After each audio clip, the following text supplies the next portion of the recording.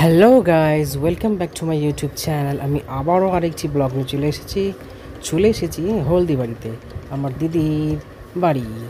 এটা হচ্ছে আমার ছোট ভাগ্নি, বড় ভাগ্নি। এর নাম হচ্ছে অনির্বাণ।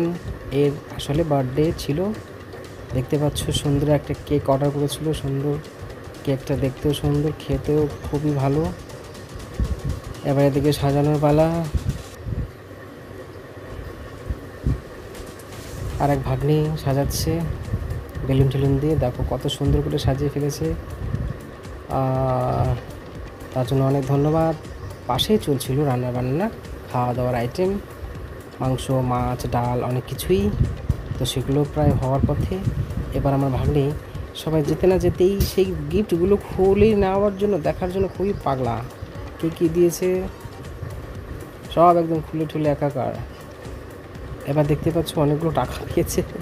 টাকাগুলো কাউকে ধরতেই দিচ্ছে না, মানে গুনে দিচ্ছে, নিজে তো গুনতে পারছে না। তাও ধরতে দিচ্ছে না টাকাগুলো কাউকে।